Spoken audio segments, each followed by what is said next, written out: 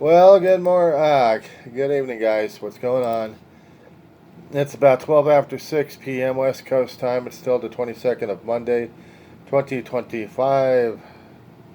The Weaver, John C. of Roseman, California. You know, the guy that does the Diary of a Griever named John Weaver, which is me. Yeah, that asshole.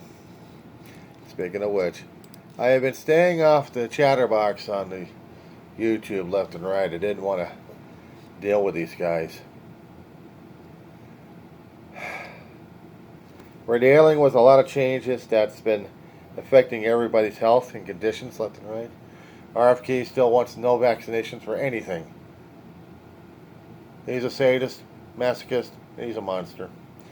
And he thinks his way of doing things is going to be saving all of us.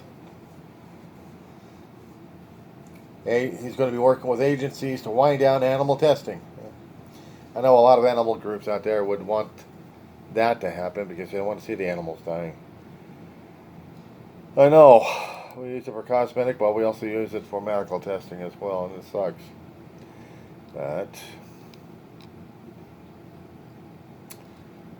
and regarding what we're dealing with these days, try to think about Trump wanting two new battleship classes.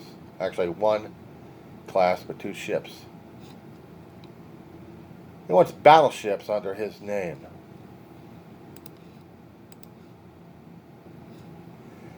It's bad enough he still wants his ballroom, but for himself. He may get about a month if we ever get the damn thing built. And it's going to be just for him and his little soirees. Meanwhile, he still wants to declare war all by himself in the Caribbean.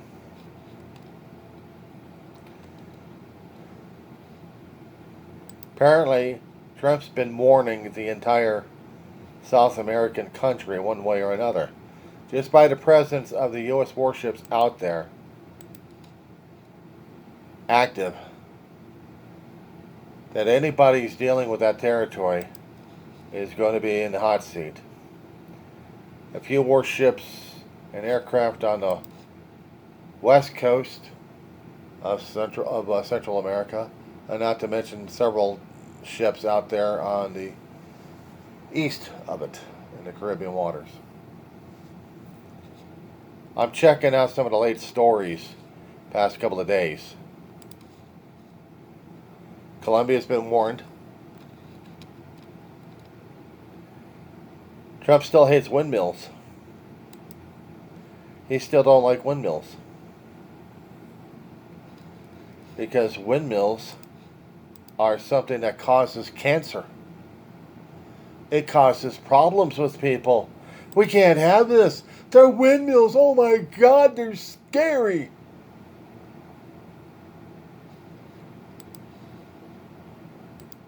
And because of his lucidity lost in a shuffle somewhere, he also cancels out global warming research in Colorado, saying you're not going to have any more fun. There's no such thing as global warming.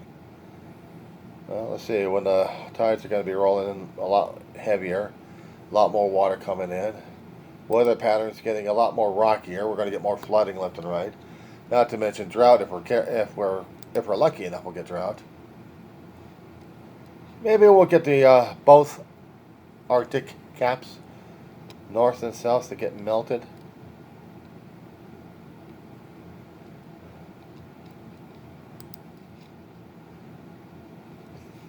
Trump still wants more immigration during the holiday season.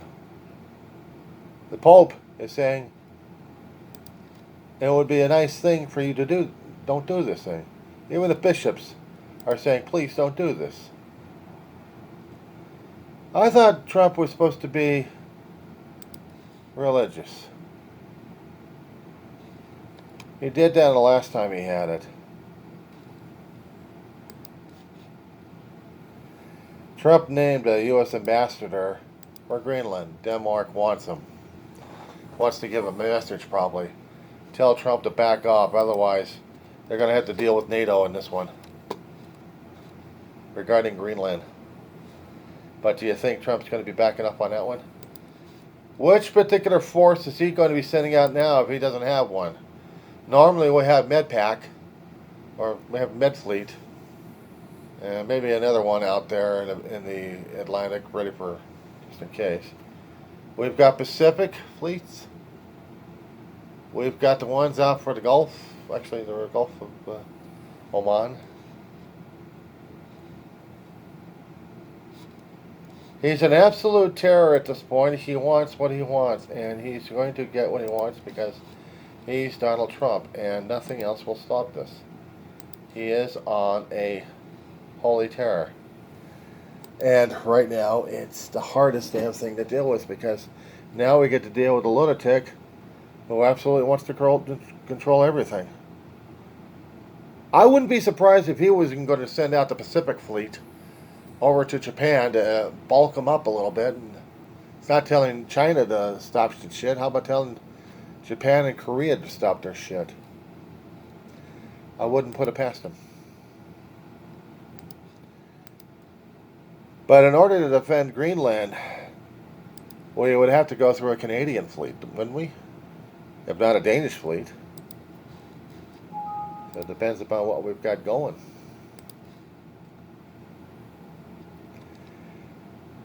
If you're into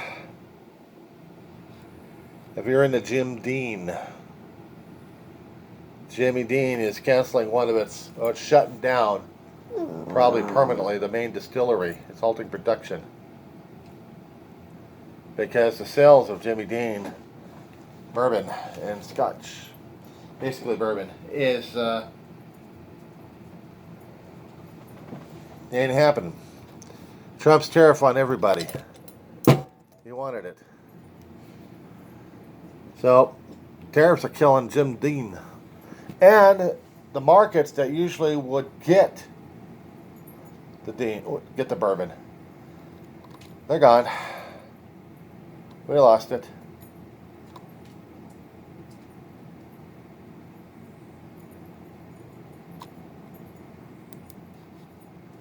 I just don't know what the hell's going on and why we're pushing ourselves into a third war that we know nothing about. The two major wars that we actually had, the World War I and World War II, alliances were there, countries were attacked, territories taken, resources wanted but people murdered. That's basically how war is. And if you're one of the winners, you would get whatever resources are there. But why must you destroy the resources? The first Iraq War wasn't a major one, but it would have been considered a major because of the coalition over there. And apparently that's some of the U.S. companies wanted to get the oil fields for themselves. That wasn't going to happen. Second Gulf War happened. We were trying to, I don't know, I guess it's a global market thing that we wanted to get the resources of Iraq. Iraq needed the oil production for its own economy, but screw that. We got U.S. companies chomping at the bits. They still wanted to get more of the oil, but they can't get it now, can they?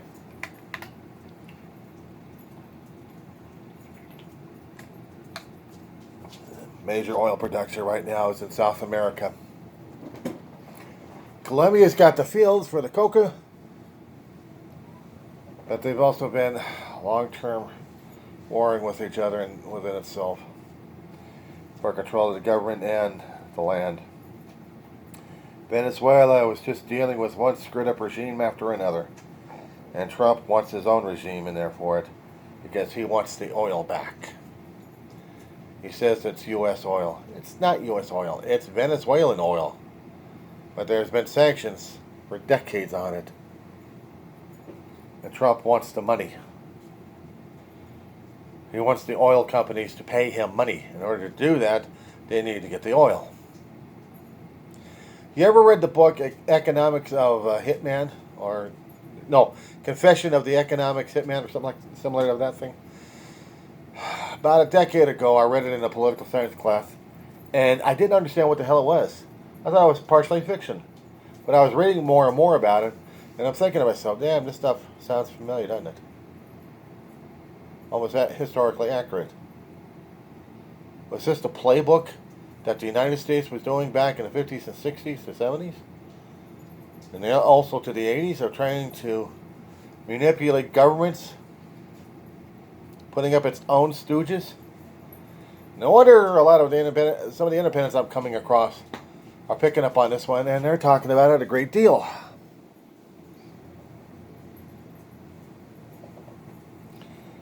You think this is the first epiphany I've actually had about it?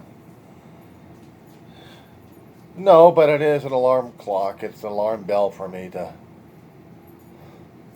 keep more of an eye on what's going on. No matter what the regimes would say, it's always about economics. It's always about ego. And the economics are about whatever resources they have that the other country can beg, borrow, steal, war over, destroy, and try to salvage. But it's also about ego. My army, I'm better than you are. I'm going to do it better. I need this. I'm going to have it. You don't like it. I don't care. That's what we're dealing with right now. And it's always been like that. People keep thinking, it hasn't been like that. You kidding me? It's been like that ever since the day we human beings were getting into existence here. It was always about survival, personal, and maybe about the clan, but always about the damn frickin' ego. We never got out over it. 100,000 years, maybe more, or maybe less, somewhere there. That we started developing something called intelligence, but also ego. That we want. Let's make it generational. Let's make it into an oligarch. Let's make it into some kind of political terminology that we can throw at people. Let's basically, I want. It's mine. That's how it is. That's how we're seeing it. That's what's happening these days. It's on a constant. There's no way of getting past it or to stop this shit. It's in our genetics. It's in our behavior. It's in the learned behaviors and things we're putting ourselves through these days. And right now, we're screwing ourselves over. We don't know how to stop it. At least not in my lifetime anyway. Unless, of course, we're going to be doing a thermonuclear war here and just blow ourselves to kingdom come. I wish I could say that as a joke, but that's what I'm looking forward to. I'll be hating the experience of dying again by nuclear radiation or by an explosive blast to blast everything of me into non-existence, and maybe I'll wake up either in hell or maybe in between, in purgatory. Do I believe in faith? Yeah. Do I believe in God? Yes. Do I believe in Jesus? Yes. If they were mercy enough, maybe put me in purgatory so I could stay there for eternity. Because I'll probably be feeling the same damn way like everybody else wants to fight and go thermonuclear at this point over here. And blame the other guy and try to do this eternal battle against each other. This is not the way we were taught. I was taught. I should know better. I'm not. But I gotta learn, don't I? That being said, I gotta check on the mom before she starts pooing all over the damn house.